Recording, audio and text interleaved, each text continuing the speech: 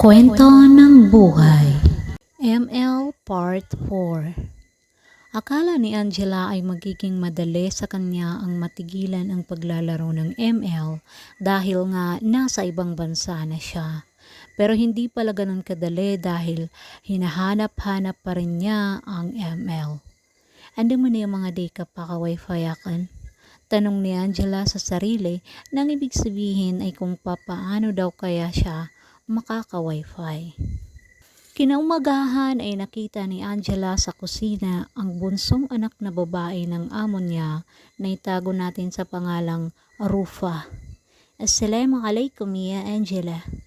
Bahagya na nagulat si Angela dahil hindi niya kilala ang babae. Waalaikumsalam. Sagot ni Angela. Ana Rufa, call me Madam. Taib? Rufa. Okay, Madam. Noon ay dumating si Hansel at ipinakilala niya si Rufa kay Angela. Di hamak na mas mabait, magalang at maganda si Hansel. Pagkaalis ni Rufa, naglakas loob na tanungin ni Angela si Hansel, ang daughter-in-law ng amo ni Angela, kung papaano nga ba siya makaka-connect sa wifi. Ang sagot ni Hansel ay after 1 week ay makakakuha siya ng STC SIM. Napaisip si Angela, at least magkakaroon din ako ng SIM kesa naman sa wala. Okay na yun.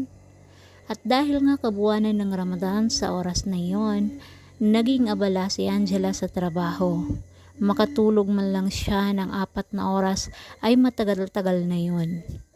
Nooy, inutusan siya ng kanyang among matandang babae na linisin ang buong bahay dahil may mga darating na bisita. At dahil nasa 2nd floor sila, yun ang inunahang linisin ni Angela. Doon napagtantoan ni Angela na sobrang laki pala talaga ng bahay na yon.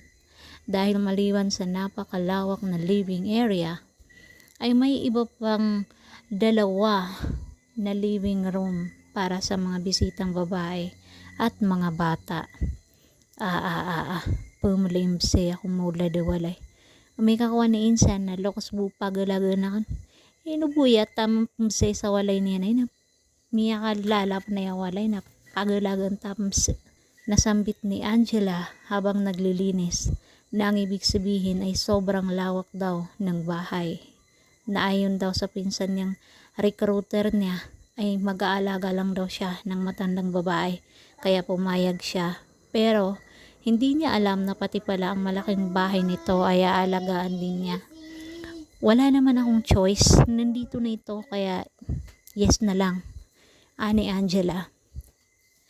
Kinabukasan, araw ng Huwebes noon ay nagsidatingan nga ang mga bisitang sinabi ng amo niya. Doon ay nakakita siya ng kalahi niya na Pinay din. Sobrang nasiyahan ang puso ni Angela pagkakita sa kalahi niya. Sa wakas ay may makakausap siyang Pinay. Habang abala sila sa kusina, nagkukwento ang kalahi niyang iyon na itago natin sa pangalang Maria. Kumusta ka naman dito? Hindi ka ba minamaltrato ni Rufa? Ang malditang anak ng amo mo? Sabi ni Maria. Si Rufa? Yung kasama ng amo ko na may anak na batang lalaki? Okay naman siya. Ang bait kaya niya sa akin. Hindi nga lang kami magkaintindihan kasi hindi ako marunong mag-Arabic at di rin naman siya marunong mag-English. Ani Angela, masasanay ka rin mag-Arabic. Konting ingat lang sa Rufa na yan. Walang tumatagal na siya gala dito dahil sa kanya, sabi ni Maria. Dahil doon ay napaisip ng malalim si Angela.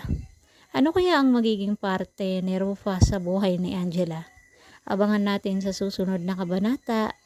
Kung gusto mo ring ibahagi ang iyong kwento, mangyaring mag-PM lang sa page na ito. Maraming salamat sa panonood. Follow and share.